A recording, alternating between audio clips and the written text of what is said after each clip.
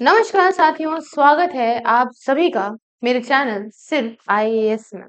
और मैं प्रसन्ना वर्मा आज बहुत दुखी मन से ये पूरी न्यूज़ शेयर करने जा रही हूँ जो कि है नेपाल के फ्लड की जो कल आए थे। अब इसका मेन रीज़न जो ग्लेशियर लेक आउटबर्स्ट है वो सामने आ गया है। मैं आपको समझाऊँगी क्या होता है। और 2013 के अंदर आई एक बहुत भयानक आपदा जो कि केदारनाथ में आई थी, जिसमें कितने लोगों की जान चली गई थी और कितना बुरी तरह से डिस्ट्रक्शन हुआ था। आज नेपाल का ये अचानक से आया फ्लड हमें उस चीज की याद दिलाता है। हालांकि भारत समेत कई सारे देशों ने नेपाल के मदद करने के लिए तुरंत तत्परता से काम किया है, पर इतने सारे लोगों का मरना, जिसमें माना जा रहा है 300 प्लस लोग मर गए हैं, कहीं कहीं पे खबरें हैं 170 लोग मरे हैं और न जाने कितने 100 लोग अभी भी गायब हैं, लापता हैं, जिसमें 100 से अधिक तो भारतीय हैं। इसी के साथ सदगुरु ने भी हमने देखा कैसे रो रो के बताया कि उनकी फाउंडेशन से करीब 80 लोग, जिसमें अलग-अलग विभिन्न देशों से लोग थे। 25 से ज़्यादा देशों के लोग यहाँ पे फँसे गए, जिसमें से कुछ की मौत भी हो गई है।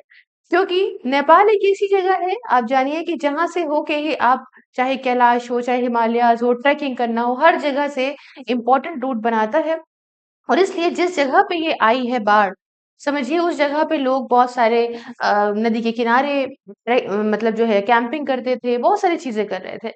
अब ऐसे में इतनी बुरी हालात, जिसमें लगातार वीडियोस सामने आ रही हैं, इतनी दुखद वीडियोस हैं।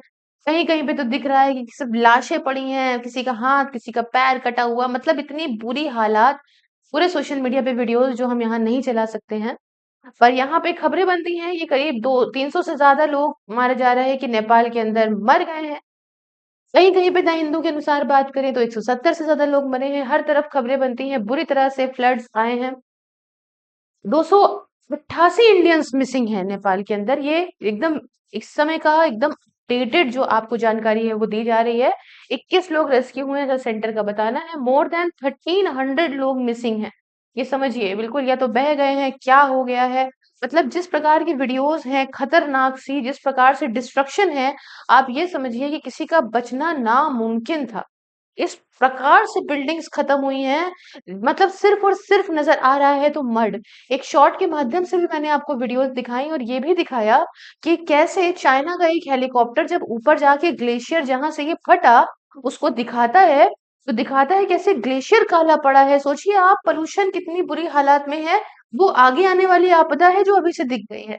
अब ऐसे में सायरन बच सकता था, पर ना ही नेपाल, ना ही चीन, ना ही मतलब किसी भारत भी कह लीजिए कि किसी प्रकार से आपदा से पहले उस चीज को सॉल्व करने के लिए किसी ने भी जो है वो अपना किसी देश ने अपना पहले से कदम नहीं उठाया, नहीं तो बच सकते थे लोग। पर वही है कि जब कुछ हो जाता है, अब पछताए होत क्या, जब चिड़िया चुग गई खेत।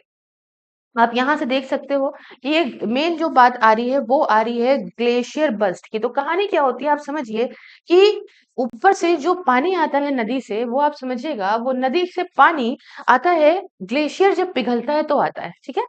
और पहाड़ों के बीच से होती हुई नदी, ऐसे समझ लीजिए इस प्रकार से नदी ऐसे बहते हुए प्रॉपर आ रही होती है।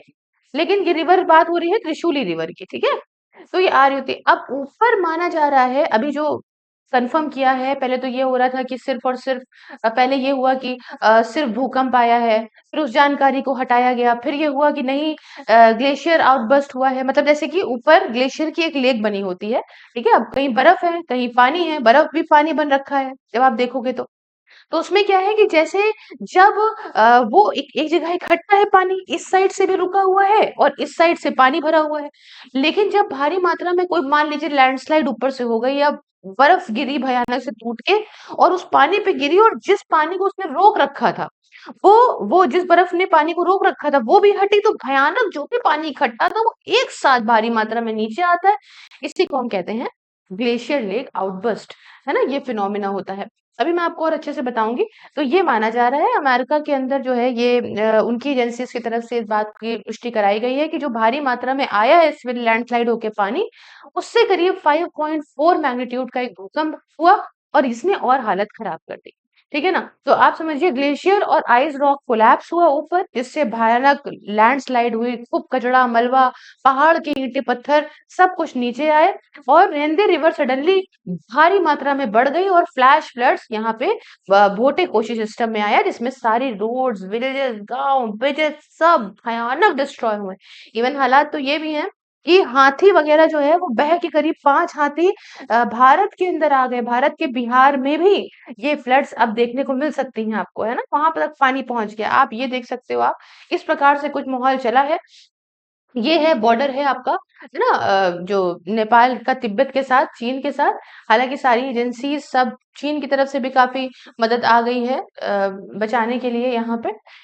सैटेलाइट इमेजेस देखिए दिखा रही है कितना बुरा हाल है, मतलब कितना लिमिटेड चल रहा था, इस समय हालात देखिए कि बिल्कुल भयानक, मड एंड ऑल सब आना शुरू हो गया है। कैसे हालात थे और कैसे हालात हो गए, ये भयानक, मतलब गांव के गांव बह गए हैं बुरी तरह से। जिस हिसाब से तस्वीरें हैं, आप समझ सकते हैं क्या बुरे हालात होंगे।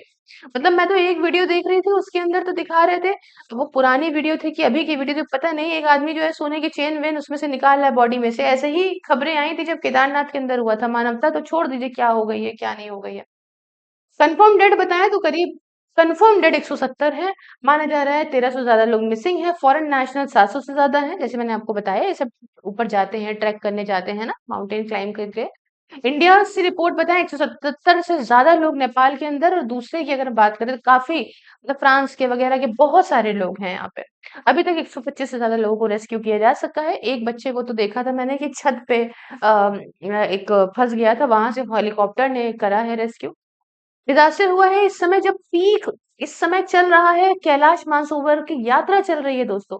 बहुत सारे लोग जो ट्रैवल कर रहे थे नेपाल तिब्बत कॉरिडोर के थ्रू, वो सब फंसे हैं इनमें। अगर मैं बताऊं तो भारत से, यूएसए से, ऑस्ट्रेलिया से, UK, Canada, Malaysia, south Korea, Ukraine, Russia, मतलब कई जगह के, फ्रांस, कई सारे देशों के, 25 देशों के करीब नागरिक माने जा रहे हैं। भारत के रिस्पांस की बात करें तो हमारे, चाहे ऑपोजिशन लीडर हो, प्रधानमंत्री हो, चाहे जो है एक्सटर्नल अफेयर मिनिस्टर हो, हर तरफ से जो है दुख जताया गया है। साथ ही साथ बात भी करी है पीएम बलेंद्र शाह से, हमारे प्रधानमंत्री नरेंद्र मोदी जी ने एक्सप्रेस किए हैं अपने कॉन्डोलेंसेस और कहा है कि भारत हर विकट परिस्थिति में आपके साथ, अपने छोटे भाई नेपाल के देश के साथ खड़ा है। सभी पॉसिबल ह्यूमैनिटेरियन असिस्टेंस को प्रदान की जाएगी।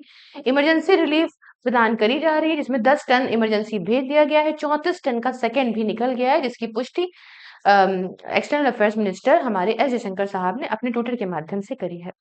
ये सब कुछ जो है वो temporary shelter, blanket, hygiene kit, solar lamp और मेडिसिन वगैरह प्रोवाइड करी गई है। कुछ इस प्रकार से तस्वीरें और वीडियोस निकल के आ रही हैं। ठीक है, अभी भी पूरी चीजें सॉल्व नहीं हुई है, एक सेकंड डिजास्टर भी हो सकता है। चाइनीज की अथॉरिटीज ने वार्न किया है कि अभी भी लेक ऊपर जाके देखा है सोलन लेक अपस्ट्रीम है अभी गिरोंग में। अगर मान लीजिए नेचुरल ब्लॉकेज फेल होता है, भाई देखिए क्या होता क्या ना, ऊपर भरा है मामला। और जो है चाहे आप कह लीजिए स्नो, मतलब आइस से कह लीजिए या जैसे भी कह लीजिए, वो रुकावट एक तरफ से प्रकृति खुद ही करके रहती है उस पानी को। वो भरता जाता है भरता जाता है, तो अगर वो ब्लॉकेज फिर से हटता है तो समझ लीजिए फिर से एकदम से पानी नीचे आने की आशंका अभी भी है। रेस्क्यू टीम जो है सिर्फ और सिर्फ सर्वाइवर्स को नहीं देख रही है, बल्कि साथ में unstable slope, landslide, blockage river, हर चीज में यहाँ काम कर रही है। इवन हमने देखा कि, देख रही थी मैं, तो नेपाल की रेस्क्यू टीम्स पे कितने सारे लोग वहां पे वो भी घायल हुए हैं। तो नेपाल का फ्लड वाटर रूट जो है बिहार की तरफ, आप देख सकते हो त्रिशूली रिवर यहाँ पूरा समझ लो देवघाट होते होते गंडक रिवर यहाँ बिहार तक मामला आ रहा है। तभी बिहार के अंदर आप देख सकते हैं कि बहुत सारे जो है वो फ्लड जैसी सिचुएशन बनती नजर आ रही है। साथ ही साथ बहराइच के अंदर आई थिंक जो वो 5 हाथी आए थे, उनमें से वो हाथी के दृश्य भी आप देख सकते थे। तो हमारा सब कुछ जुड़ा ही है, प्रकृति सब जुड़ी हुई है। और नेपाल तो इतनी ऊपर आते ही आप समझिए वहां ये ऊपर तिब्बत, तिब्बत से ही सब कुछ मामला निकल रहा है, तो एक बहुत ही ज्यादा वल्नरेबल जगह है।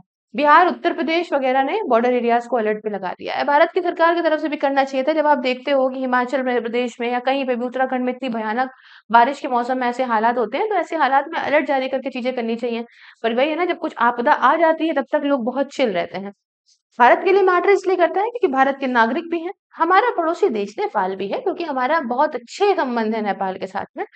पॉलिटिक्स के चक्कर में कुछ भी हो रहा हो, पर बहुत ज्यादा अच्छे संबंध है पूरे भारतवासियों को उनके कष्ट से अत्यधिक कष्ट होता है, ये बात भी है। ठीक है ना? डाउनस्ट्रीम रिवर्स की बात करें तो ये सब अफेक्टेड रिवर सिस्टम कनेक्ट करता है गंडक को नारायणी सिस्टम को, जिससे पोटेंशियल डाउनस्ट्रीम कंसर्न भारत के लिए भी यहाँ पे होता है।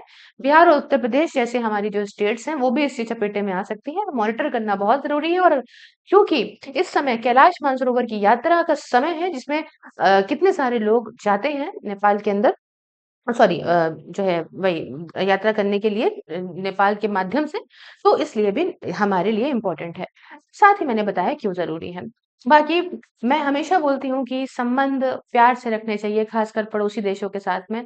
चूँकि आदमी अपनी जो कह सकते हैं ना कि पॉलिटिक्स के चक्कर में संबंध खराब करता है, 4 पल के लिए खुशी देने के लिए अपनी जनता को संबंध खराब करता है। आज देखिए सब पड़ोसी देश ही साथ देते हैं, इसलिए जनता-जनता का प्यार बरकरार रखना चाहिए, दुख-सुख में सबको खड़े होना चाहिए, जो कि आज भारत खड़ा है। आप लोगों ने भी हमारे लिए बहुत अच्छी करी है, ज़रा-सा ज़मीन के टुकड़ों के लिए लड़ाई करना सही बात नहीं। आपकी क्या राय है कमेंट में ज़रूर बताइएगा। आप चाहें तो क्यूआर को स्कैन करके मेरे चैनल को डोनेट कर सकते हैं, जॉइन कर सकते हैं वर्चुअल लाइब्रेरी मात्र 99 रुपीज़ में घर बैठ के जाड़ा गर्मी हो या बरसात किसी भी एग्ज़ाम की तैयारी डिसिप्लिन तरीके से कर सकते हैं। इसके रिगार्डिंग व्हाट्सएप और टेलीग्राम का हैंडल दिया है, बात करिए। इस नंबर पे कॉन्टैक्ट करिए किसी भी प्रकार से कोटक का लाइफ इंश्योरेंस चाहे आप इन्वेस्टमेंट चाहे एसआईपीज़ कराइए और मेरा कोड सिर्फ आइस बताइए तो आपको मिलेगा 20% तक का डिस्काउंट। बाकी सभी सोशल मीडिया के लिंक इंक्लूडिंग व्हाट्सएप डिस्क्रिप्शन में है। आप हमें हर जगह फॉलो करिए रेगुलर अपडेट के लिए और चाहिए तो इस चैनल की मेंबरशिप को जॉइन करके पर्क्स भी एंजॉय कर सकते हैं। मिलती हूँ नेक्स्ट वीडियो में किसी नए और बहुत इंटरेस्टिंग टॉपिक के साथ, तब तक के लिए जय हिंद, जय भारत।